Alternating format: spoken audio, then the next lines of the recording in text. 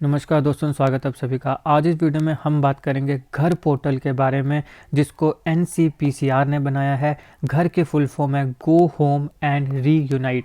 तो इससे रिलेटेड जितने इंपॉर्टेंट फैक्ट्स हैं उन सबको हम कवर करने वाले हैं। आप इस वीडियो को अंत तक देखिएगा। चैनल पर नहीं हो तो सब्सक्राइब अवश्य करिएगा। Politics, economy, GK, geography, science, environment, ecology की तमाम वीडियोस के लिए हमारी प्लेलिस्ट को जरूर चेक करिएगा। आप किसी भी एग्जाम की तैयारी कर रहे हो, हमारी प्लेलिस्ट और कंटेंट की बाकी वीडियोस को देख के आपको काफ़ी हेल्प मिलने वाली है। चलिए शुरुआत करते हैं। देखिए, national commission for protection of child rights NCPCR, ये क्या है इसको हम आगे विस्तार से देखेंगे। अभी हम जो हमारा मेन टॉपिक है घर पोर्टल, उसको कवर कर लेते हैं। तो NCPCR, इसके फुल फॉर्म आपने ध्यान रखनी है, national commission for protection of child rights. इसने घर पोर्टल को बनाया है, इसकी शुरुआत करी है, जिसके फुल फॉर्म है गो होम एंड रीयूनाइट। अब ये एक ऐसा पोर्टल है जो भी बच्चे घरों से निकल जाते हैं, कईयों को मान लो ट्रैफिक किया जाता है, या कईयों के माँ बाप ही छोड़ जाते हैं, या कई मतलब यहाँ वहाँ जाते हैं और वहाँ से रास्ता भूल जाते हैं या बिछड़ जाते हैं। तो इस प्रकार के जितने भी बच्चे होते हैं, ये पोर्टल उन बच्चों की रीस्टोरेशन और रिपैट्रिएशन का मतलब हुआ है दोबारा उनको उनके पेरेंट्स के साथ मिलाया जाए। तो उनकी रीस्टोरेशन और रिपैट्रिएशन इसको मॉनिटर करता है और इसे ट्रैक करता है कि कितने बच्चे हमारे पास थे जिनको हमने अपने फैमिलीज़ के साथ ऑलरेडी मिला लिया है, कितनों की मिलाने की बात चली है, कितनों के पेरेंट्स को हम ट्रैक कर चुके हैं और कितने अभी ऐसे हैं जिनका कुछ पता नहीं चला है। डिजिटली इन सारी चीज़ों को मॉनिटर करता है, ट्रैक करता है। कुछ प्रोटोकॉल्स के तहत, वो प्रोटोकॉल्स जो juvenile justice care and protection of children act 2015 में मेंशन है। तो ये एक्ट है juvenile justice care and protection of children act 2015। इसके कुछ प्रोटोकॉल्स के तहत ये पोर्टल बच्चों की रिस्टोरेशन और रिपैट्रिएशन को डिजिटली मॉनिटर करता है और ट्रैक करता है। अगर हम इसके कुछ फीचर्स की बात करें तो यहाँ पे मैंने बताया डिजिटल ट्रैकिंग है, मॉनिटरिंग है बच्चों की, किसके अंडर, जुवेनाइल जस्टिस सिस्टम के अंदर, और उन्हें रिपैट्रिएट किया जाएगा, यानी उन्हें वापस भेजा जाएगा उनके देश में, उनकी स्टेट में, उनके डिस्ट्रिक्ट में। अगर मान लो किसी और देश के बच्चे को यहाँ पे ज़बरदस्ती लाया गया है तो उसको दोबारा उसके देश में भेजा जाएगा। किसी स्टेट या किसी डिस्ट्रिक्ट के बच्चे को किसी और स्टेट या किसी और डिस्ट्रिक्ट में लाया गया है तो उनको अपनी स्टेट, अपने डिस्ट्रिक्ट में भेजा जाएगा, उनको रिपैट्रिएट किया जाएगा। किसके तहत? जुवेनाइल जस्टिस सिस्टम के तहत। तो इस पूरी की पूरी प्रोसेस को ये डिजिटली ट्रैक करता है, मॉनिटर करता है। यहाँ पे जितने भी चिल्ड्रन हैं, बच्चे हैं, उनके जो केस हैं उन्हें ये डिजिटली ट्रांसफ़र करता है। कहाँ पे? उस स्टेट, जो भी कंसर्न स्टेट है, उसके जुवेनाइल जस्टिस बोर्ड या चाइल्ड वेलफेयर कमेटी के पास। जैसे मान लो एक्स स्टेट है, इसका कोई बच्चा जो है वो वाई स्टेट में मिलता है, तो यहाँ पे इसको क्या किया जाएगा? आइडेंटिफाई किया जाएगा और उसके बाद इसको दोबारा जो एक्स स्टेट का कंसर्न जुवेनाइल जस्टिस बोर्ड है या चिल्ड्रन वेलफेयर कमेटी है, इस बच्चे का जो केस है उसको डिजिटली एक्स स्टेट के जुवेनाइल जस्टिस बोर्ड या चाइल्ड वेलफेयर कमेटी के पास भेज दिया जाएगा। तो यहाँ पे डिजिटल ट्रांसफ़र होगी बच्चे के केस की, जो भी कंसर्न जुवेनाइल जस्टिस बोर्ड है या चाइल्ड वेलफेयर कमेटी है रिस्पेक्टिव स्टेट की। इससे होगा क्या?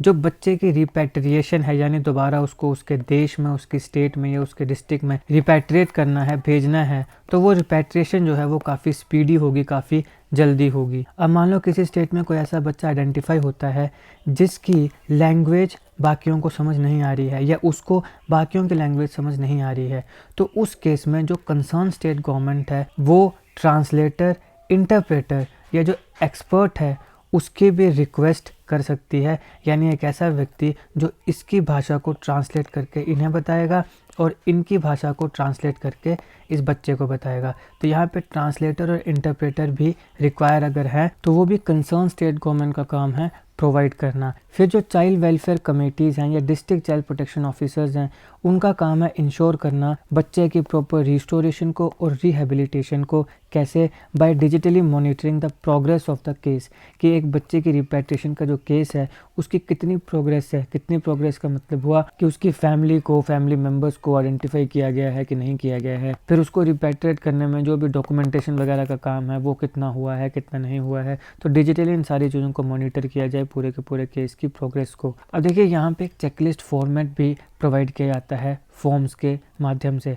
अब होता क्या है कि मान लो कोई बच्चा है जिसको रिपैट्रिएट करना काफ़ी मुश्किल हो रहा है, मतलब उसकी फैमिली को आइडेंटिफाई नहीं किया जा रहा है, लैंग्वेज बैरियर्स आ रहे हैं, तो उस हिसाब से वो जो बच्चा है वो इंटाइटल्ड है कंपनसेशन के लिए और बाकी मॉनेटरी बेनिफिट्स के लिए।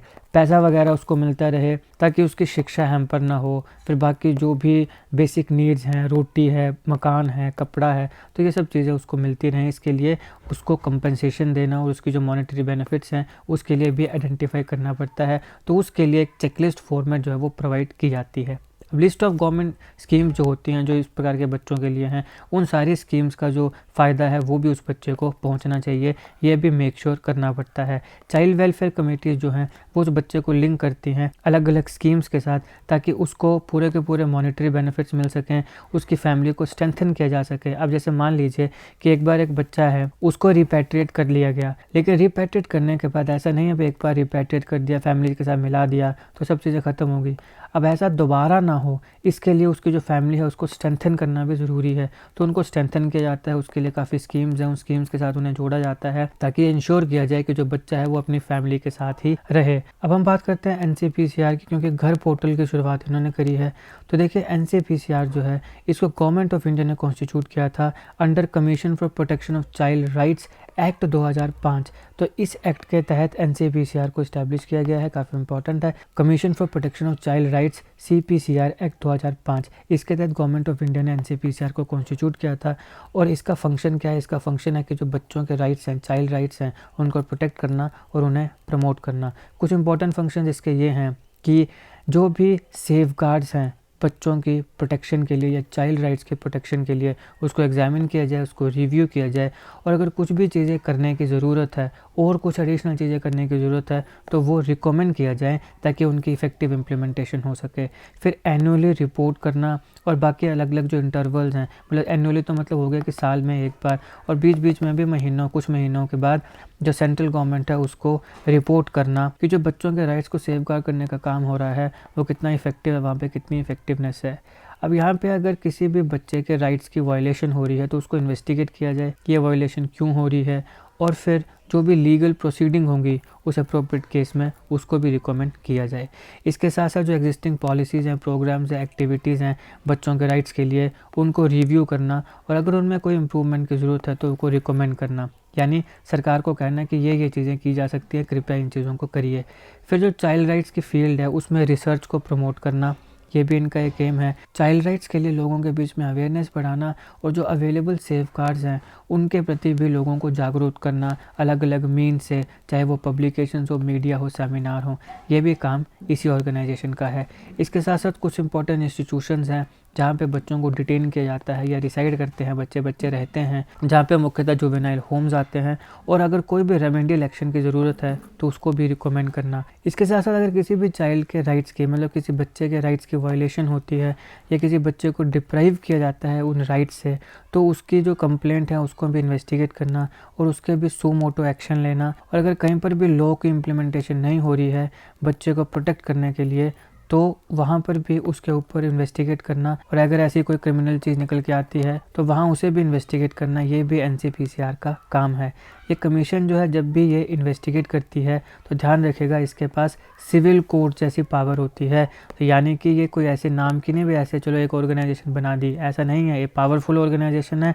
जब भी ये इन्वेस्टिगेशन करती है तो ये सिविल कोर्ट की तरह इनके पास पावर्स होती हैं। इस कमीशन को फर्दर मैंडेट किया गया है कि कुछ चीज़ों की जो इफेक्टिव इम्प्लीमेंटेशन है उसको आपने अच्छे से देखना है और मॉनिटर करना है कि प्रॉपर इम्प्लीमेंटेशन हो रही है कि नहीं हो रही है। अब ये कौन कौन सी चीज़ें हैं देखिए।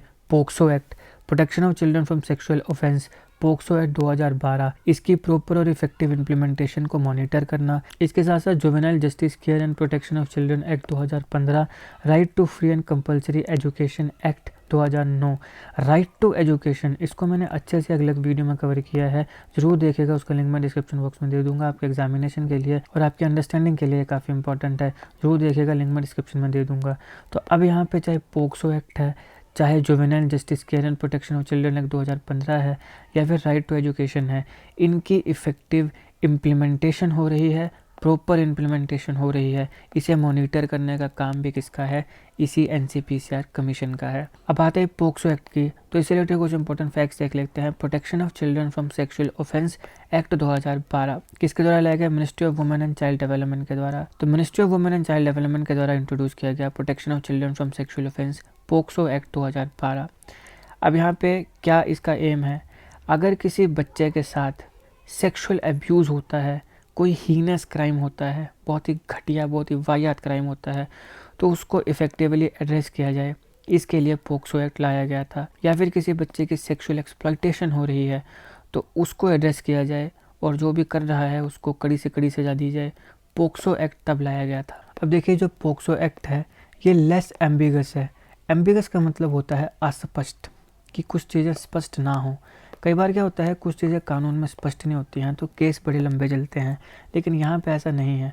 पोक्सो लेस एम्बिगस है, यानी कि यहाँ पे हर एक चीज़ को स्पष्ट किया गया है कि अगर इस प्रकार का क्राइम होगा तो इसमें ये सज़ा दी जाएगी, इस प्रकार का क्राइम होगा तो ये सज़ा दी जाएगी, हर एक चीज़ स्पष्ट की गई है, तो ये लेस एम्बिगस है। दूसरा कि यहाँ पे काफ़ी स्ट्रिंजेंट, काफ़ी कड़े लीगल प्रोविजंस हैं कि अगर कोई भी बच्चों को एक्सप्लॉइट करता है या कोई क्राइम करता है तो उसके लिए काफ़ी स्ट्रिंजेंट, काफ़ी कड़े लीगल प्रोविजंस ऑलरेडी इस एक्ट में हैं।